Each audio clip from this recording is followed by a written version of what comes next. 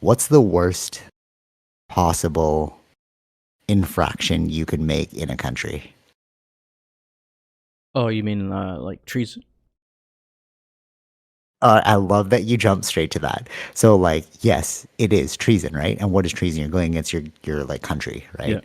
And like, that's like straight death penalty. That's like life in prison, just something like that. It's like the worst thing you can do, right? Like, let's say you're like a spy for another country, but you're within this country, so they don't like that. But who is the biggest treason artist in history that we glorify? Treason artist? What does that mean? Or like a treason, a guilty treason body. Like, who is guilty of treason? The worst crime, Oh, you talking about but we're like now Snowden? You talking about glorifying. Snowden or something? Oh no, no, yeah, for sure, no Snowden, yeah, but before Snowden, there's like a very famous case of treason that we all know, and but now they're like the heroes of the world. They're they're the superpower of the world. Oh, you're talking about the United States. Yes, that's so funny that like you knew exactly the example I was thinking of, and it's like it's funny to me because it's like Well, we treason to the only British think of Empire in that sense. yeah because they were British right. So, all right, if you don't know the story, basically Americans were British and then they went to the New World, which is America now, and they were supposed to like set up outposts and resources back, but then the people that were in like the New World with what the indigenous have were like, actually I like it here, I'm just going to chill here and I'm going to start a whole new country. We're going to kill off all of the people that were already here, aka the indigenous, and we're going to set up outposts and like cities, and then we're going to go against Britain and say like, hey, we're sovereign now, we're separate, right? Mm-hmm. The founding fathers Yep. Yep. are all treason. They're anarchists and they're treason people, right? Like they're like guilty of treason. But with the passage of time, we would have we've suddenly glorified them in a way that's like, if they had lost, we would just be looking back in history like, oh, that was a nice shot. Like, Sure. you tried, Yeah. but you failed. But now they're like their Right? biggest ally, right? To Britain. Right. Well, yeah, totally, It's, totally, totally. it's But amazing. like, yeah, it's right. So history is so ironic to me, and it's like, which was once the enemy now becomes the good guy based off of victories, like based off of like public relations, really. Like, think about it. They became like the biggest economy. They became the biggest warmonger, and they have a history steeped in treason and anarchy, Yeah. right? The origin. Yeah. But Origination. like Right. actually literally though, right? Yeah. Is there any way to paint that picture other than what it was? Mm-hmm. Like, if you actually look into history, you know what I mean? They are the bad guys, but now they're the good guys. Yeah. Or the You know what I'm rebels, saying? right? Like that's the. The rebels, right? Yeah. Right? Totally, yeah, for sure. And maybe that's why we like, Star Wars, because they like started a whole, like they rebelled against what was going on. Yeah. But to me, Which it's was like they called the Empire, right? They called the bad guys were the Empire. the British Empire. You know what I mean? Yeah. Right? And then you have the rebel army that became the Americans, and it's like our that's like how they were founded. Like Mm-hmm. that's the nature of that country. Okay. Yeah. But what if Hitler had won the war? Sure. Yeah. You know what I'm saying? Like, what if the opposing forces had actually defeated the Allies in World War II? So now we have Russia, China, Germany, Japan, Yeah. all dominating the world. Yeah. And the only reason why we have this Western perspective right now is because they won the war, Sure. right? Yeah. But then looking into that as well, it's like, but thou shalt not kill. Mm-hmm. Thou shalt not covet what the neighbor has. Like, you shouldn't want to take away from what your neighbor has, right? You shouldn't kill your neighbor, right?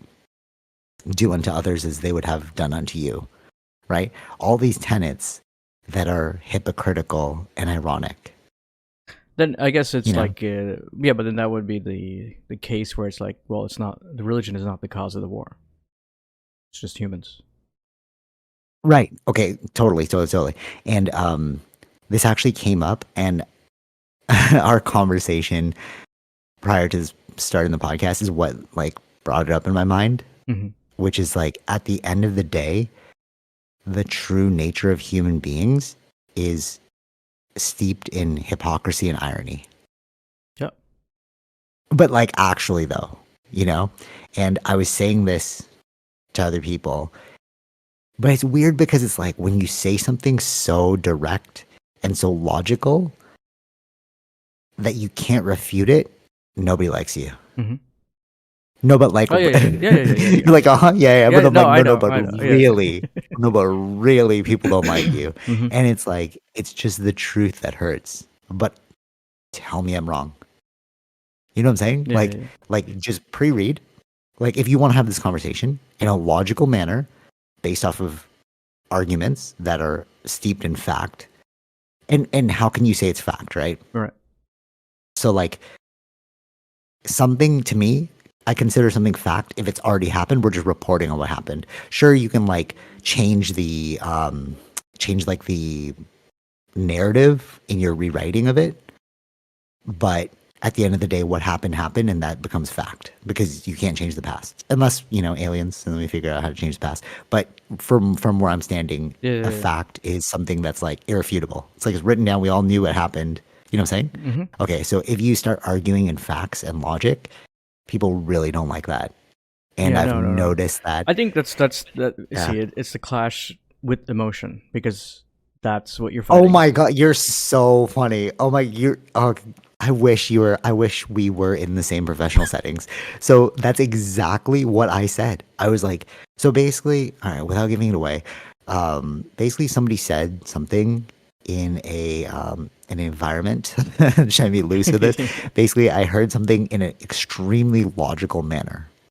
Okay, and I was like, yeah, 100%. And then I just basically I added to the logic. I Hmm. was like, yeah, that's very logical, and that's because of this. And I basically boiled it down to hypocrisy and irony.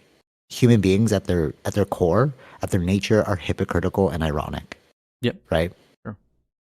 And then I was like, I could list off examples, but I won't because what I'm already writing is pretty long. But then I was like, I'm just going to give you one example that we all know, And then I brought up America. Hmm. And it's like, but that's treason. That's literally the worst thing you can do. But now they're heroes, right? Yeah. Hypocritical and ironic. Hmm. And just people don't like that. And it's like, but why? And then I said, the reason why we don't like that is because we live in a subjective world, subjective, AKA emotion ridden world. Yeah, yeah. If we looked at things logically, it's like these all make sense. Why are we not pursuing something that's logical? Hmm. But it's because our world is literally run by emotion, right? Yes. Well, yeah. There's reaction. Reaction is emotion. Yeah.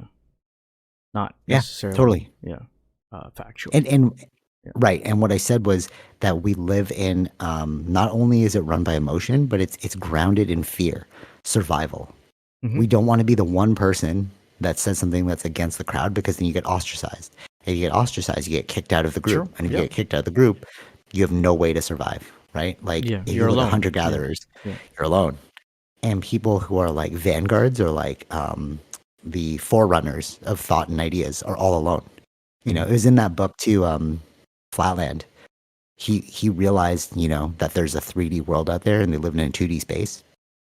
And I finished the book, by the way. Basically, it's about it's like Plato's allegory of the cave. Right. So they live in 2D space, and then he goes out and he realizes, oh, there's 3D. Comes back, tries to tell people that, hey, there's a 3D world out there, and they all like Hmm. basically jail him for saying that there's a Sure. 3D world. Like, oh, Yeah. you're Yeah. Yeah. crazy, right? Yeah. And then one line in the book is like, the the real thinkers or the people that know something ahead of other people are just like villains, not villains, but like they're cast down. Yeah. No, I feel like it's it's also the timing, right? It's like what we're doing, like a Socrates thing was, right?